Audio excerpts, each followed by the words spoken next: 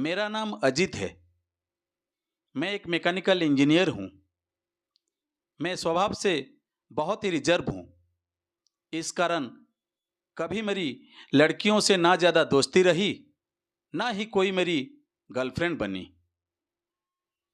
अब मेरी जॉब लग गई थी और घर वाले अब शादी की बातें करने लगे।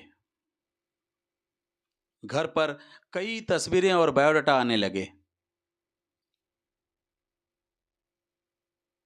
उसमें से मुझे अंजलि देखते ही पसंद आ गई। बायोडाटा से पता चल रहा था कि वो अच्छी पढ़ी लिखी थी। मैंने अपने घर वालों से कहा कि मुझे लड़की पसंद है। हम लोग अंजलि के घर उसे और उसके परिवार को देखने गए। फिर जब अंजलि चाय लेकर आई तो वो मुझे उसकी तस्वीर से भी ज़्यादा सुंदर लगी। खुले बाल और हल्के नीले रंग की साड़ी में वो बहुत ही सुंदर लग रही थी।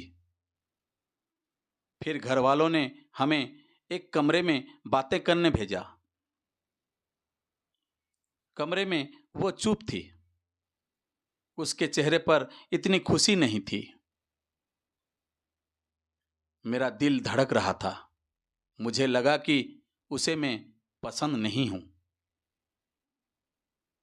फिर मैंने ही बात शुरू करते हुए कहा कि आप क्या करती हैं? उसने मेरी तरफ घूर कर देखा और कहा कि आपने बायोडाटा देखा नहीं तो मंगाया क्यों था? उसकी बातें सुनकर मुझे लगा कि वो मुझ में कोई इंटरेस्ट नहीं दिखा रही थी। फिर मैंने उसे डायरेक्टली पूछा कि आपको मैं पसंद नहीं हूँ? वो बोली मेरे पसंद की बात नहीं है, आप खुद मुझे नापसंद कर देंगे, मुझे पता है। उसने कहा अभी मैं आपको ऐसा कुछ दिखाने वाली हूँ कि आप वो देखते ही शादी के लिए मना कर देंगे। आपसे पहले दो को दिखाया। उसने भी देखते ही मना कर दिया। यह कहकर उसने अपने खुले बाल जो पीछे थे उनको आगे किया। इतने में ही कमरे के बाहर से आवाज आ गई और उसकी माँ कमरे में आ गई। शायद उन्हें भी पता था कि वो हर लड़के के साथ ऐसी ही बातें करती हैं और कुछ बताती हैं। उसकी मम्मी ने कहा चलिए बाहर, सब आपका इंतजार कर रहे हैं। अंजलि ने अपनी माँ की तरफ देखा।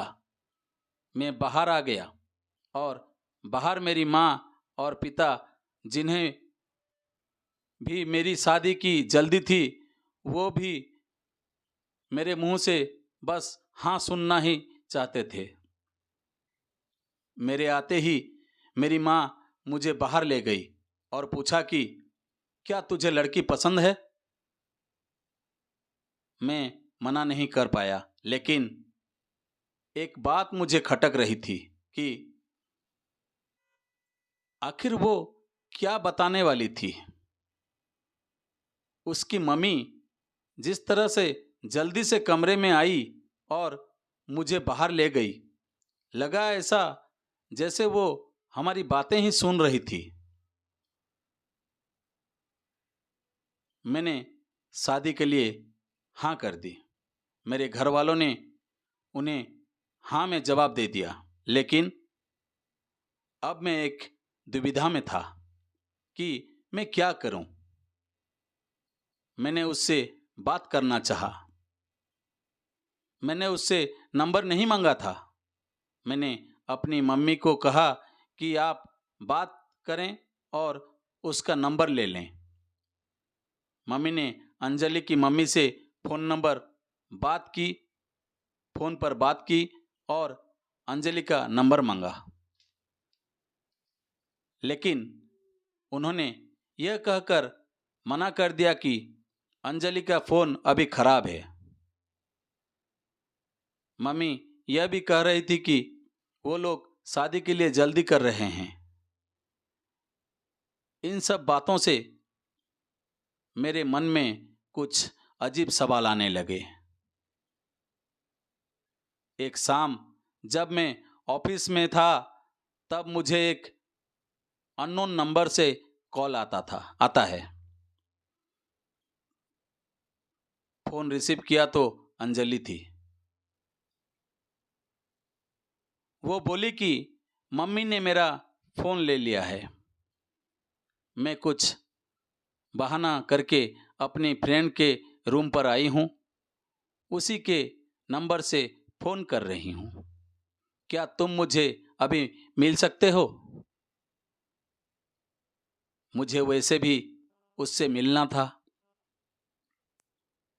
अंजलि के बताए एड्रेस पर मैं जल्दी से पहुंचा। वो उसकी फ्रेंड का रूम था। मैंने जाते ही पूछा, उस दिन की बात अधूरी रह गई थी और तुम्हारी मम्मी तुम पर नज़र क्यों रख रही थी? अंजलि बोली, मैं तुम्हें कुछ दिखाना चाहती हूँ, उसके बाद तुम्हारे सारे सवालों के जवाब मिल जाएंगे। अंजलि आज भी बाल खोलकर आई थी। वो पीछे मुड़ी और अपने खुले बालों को पीठ से आगे की ओर किया। तब मुझे पता चला कि वो क्या दिखाना चाहती थी। उसकी गर्दन पर एक टैटू था, सुयस नाम का।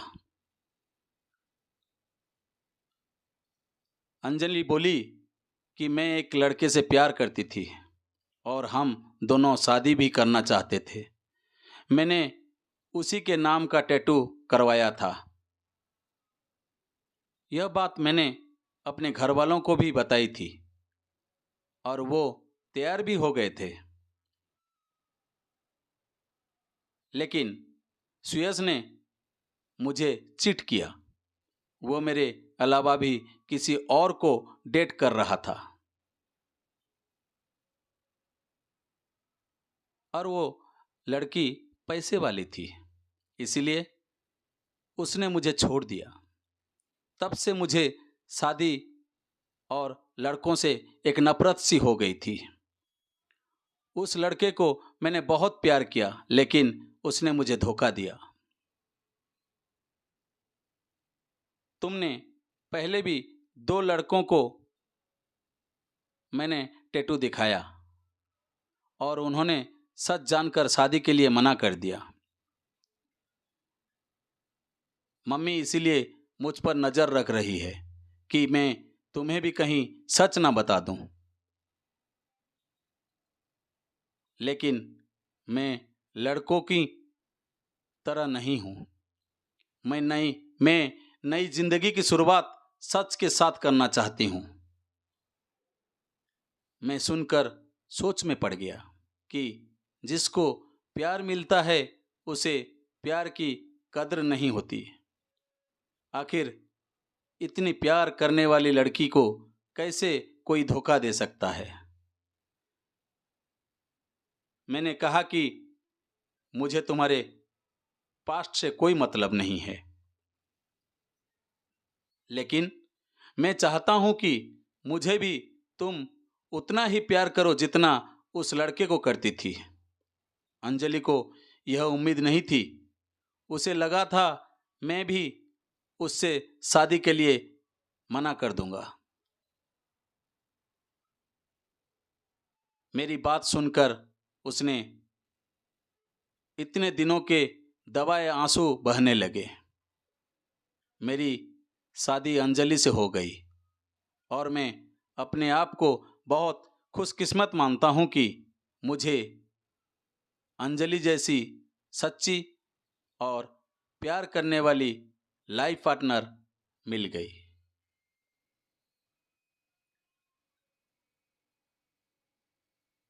तो दोस्तों, यह कहानी आप लोगों को कैसे लगी कमेंट बॉक्स में लिख के बताइए। आपका कमेंट का इंतज़ार रहेगा। फिर एक नई कहानी के साथ आपके सामने आएंगे। दीपक, जो कि बरगढ़ जिला उड़ीसा के हैं। फिर से तहे दिल से सबको धन्यवाद देता हूं, आप लोग अपने बहुमूल्य समय देकर मेरा चैनल को वॉच करने के लिए। आप लोगों का प्यार और आशीर्वाद की वजह से मैं आगे बढ़ रहा हूं। ऐसा ही हमेशा आपका प्यार बने रहे। बहुत बहुत धन्यवाद। नमस्कार। जय जगन्नाथ।